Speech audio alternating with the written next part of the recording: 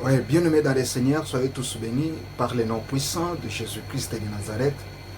Nous sommes dans notre chaîne officielle Yves Ministry. Comme vous le savez, juste vous rappeler, dans notre chaîne, nous partageons des prédications, des enseignements bibliques. Que Dieu vous bénisse tous partout où vous êtes. Vous qui nous suivez, je sais que Dieu est au contrôle de toutes choses et Dieu ne manquera pas à vous bénir. Ce matin, nous voulons partager quelque chose qui est très important. Nous allons partager sur le fils prodigue. Nous sommes dans Luc, chapitre 15. Commençons par les versets 11 jusqu'au verset 32. Je vais faire la lecture au nom de Jésus-Christ.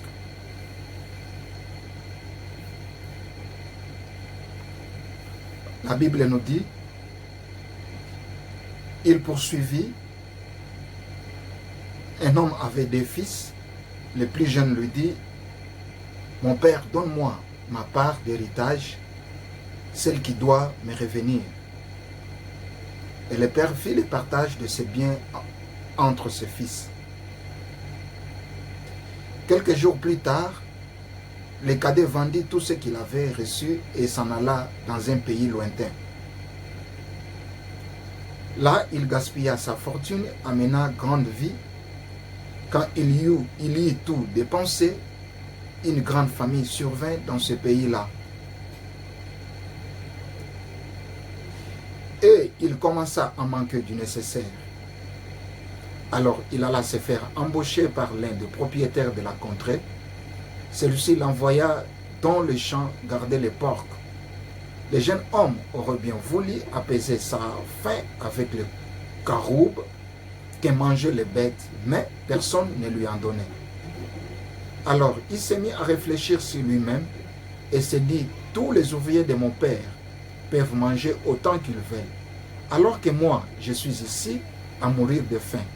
Je vais me mettre en route, j'irai trouver mon père et je lui dirai, mon père, j'ai péché contre Dieu et contre toi.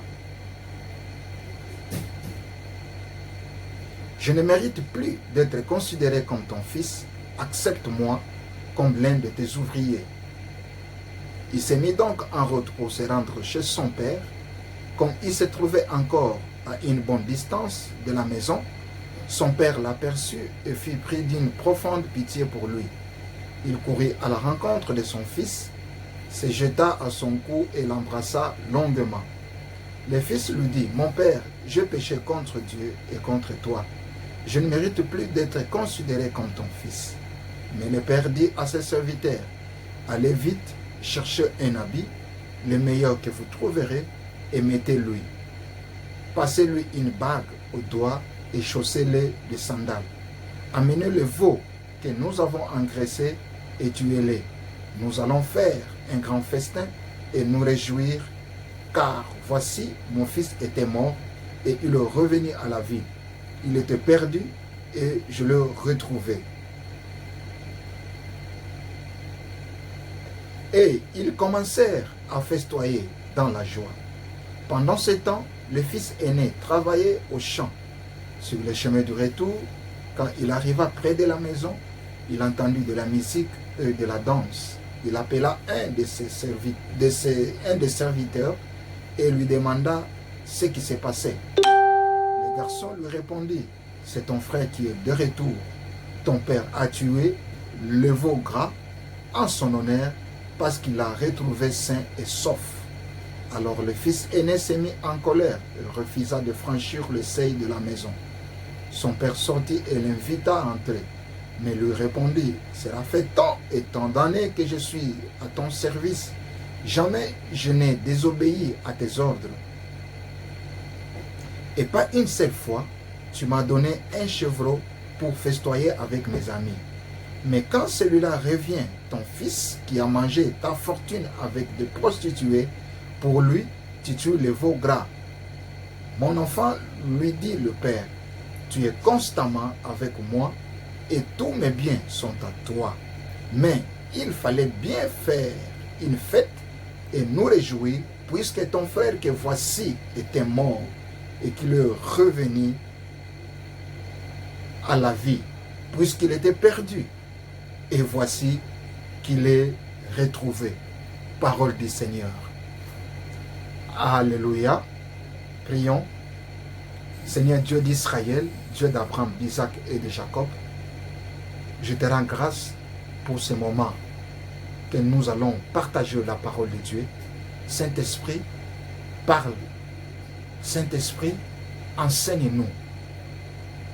Ce n'est pas par la volonté humaine qu'une prophétie a été prononcée, mais c'est poussé par le Saint-Esprit que les hommes ont parlé de ta part.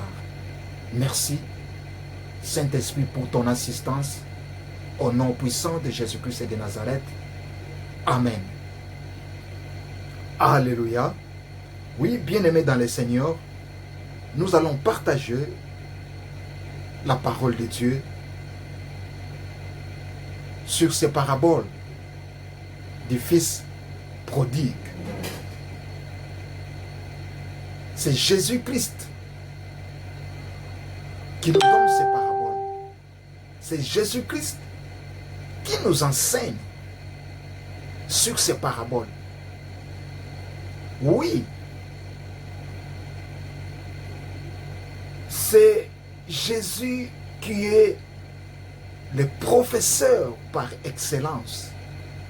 C'est Jésus qui est le maître, l'enseignant par excellence. Il nous a donné ces paraboles.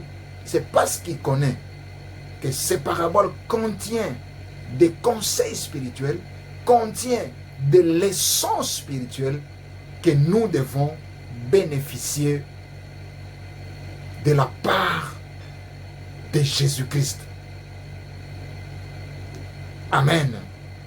La première chose que nous devons noter sur ce fils prodigue, le fils prodigue s'approche de son père et dit à son père: donne-moi mes biens, donne-moi ma part de richesse,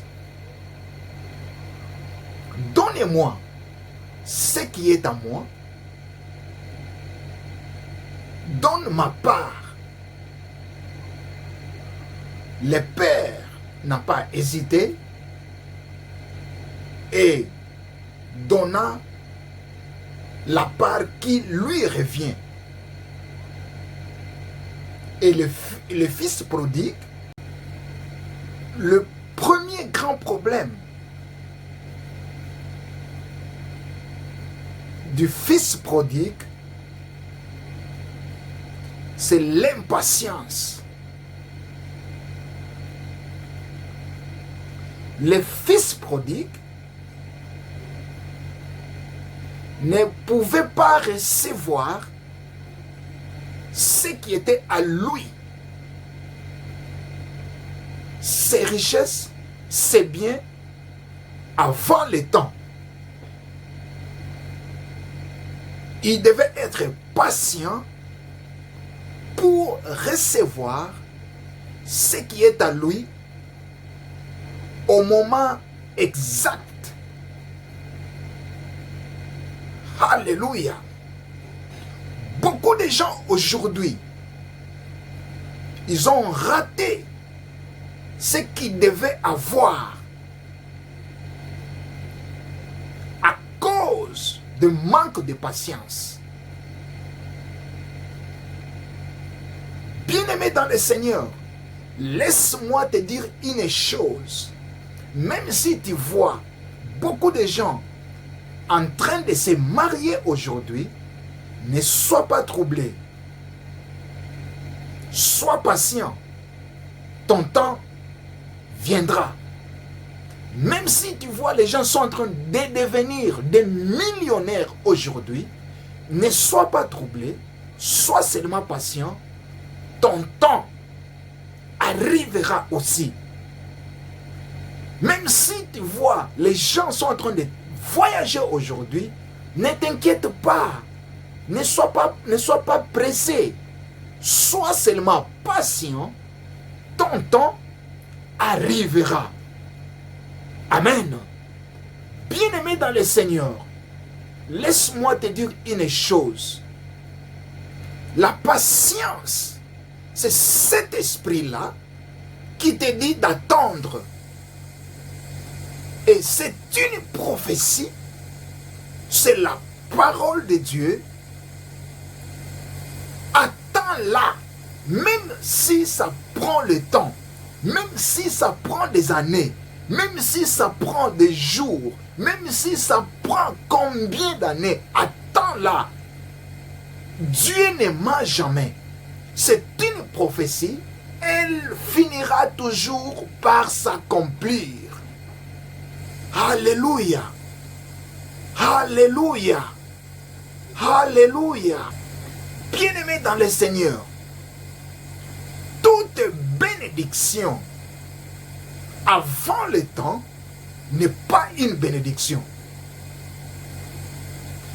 Le fils prodigue savait que son père avait une part de ses biens. Il savait que son père avait l'héritage, avait des richesses. Il avait aussi sa part. De même aussi, pour le père, savait que son fils a une part aussi dans ses richesses, dans ce que moi j'ai. Mais le problème du papa, il voulait seulement donner au fils au moment exact. Alléluia. Pas avant, pas après, mais au moment exact. Alléluia. Alléluia. Alléluia. Nous savons tous que Dieu a toujours de meilleurs projets pour nous. Nous savons tous que Dieu prépare des bénédictions pour nous. Dieu prépare l'élévation pour nous. Dieu prépare plus de bénédictions pour nous. Mais il y a quelque chose de fois, nous oublions que Dieu aussi nous prépare à accéder à l'élévation. Dieu nous prépare aussi à accéder à ces bénédictions. Alléluia. Dieu oint David comme roi, mais laisse David aller paître les troupeaux. Alléluia. Alléluia. Alléluia.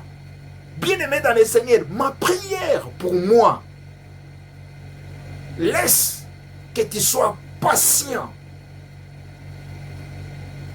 et que tu reçois ce que Dieu a prévu pour toi au moment exact, au nom puissant de Jésus-Christ de Nazareth.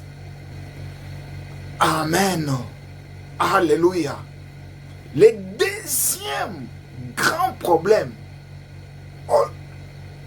aussi du fils prodigue, le fils prodigue n'avait pas de vision. Le fils prodigue n'avait pas d'objectif. Le fils prodigue ne savait pas quoi faire. Alléluia. Alléluia. C'est pour cela, quand il prend son argent, quand il prend ses biens, quand il prend ses richesses, il va aller se prostituer. Il va aller gaspiller ça avec les prostituées. Alléluia. Alléluia. Bien-aimé dans le Seigneur, il faut avoir la vision. Il faut avoir les objectifs. Je vis dans des églises aujourd'hui. Oh Dieu, donne-moi l'argent. Oh Dieu, bénis-moi. Oh Dieu, donne-moi les richesses. Mais la grande question, nous pouvons se poser. On peut chaque fois se poser. Si aujourd'hui, Dieu te donne l'argent, qu'est-ce que tu feras avec cet argent? Si aujourd'hui, Dieu te donne les richesses, Te donner les richesses, ce n'est pas un problème. Te donner l'argent, ce n'est pas un problème. Te donner ce que tu veux, ce n'est pas un problème. Mais tu as quel objectif? Quand Dieu va te donner, quel est ton objectif? Alléluia. Alléluia. Bien-aimé dans le Seigneur, on voit même dans nos églises, quand quelqu'un dit, Dieu donne-moi ça, Dieu donne-moi un... Si aujourd'hui, Dieu te donnait seulement 1 million de dollars, dis-moi, qu'est-ce que tu feras avec ces 1 million de dollars? Alléluia. Alléluia. Laisse-moi te dire une chose. Dieu accompagne toujours les gens qui ont des objectifs, les gens qui ont la vision, les gens qui vont toujours faire quelque chose. La puissance de Dieu accompagne toujours les gens qui ont des objectifs, les gens qui ont la vision. Alléluia.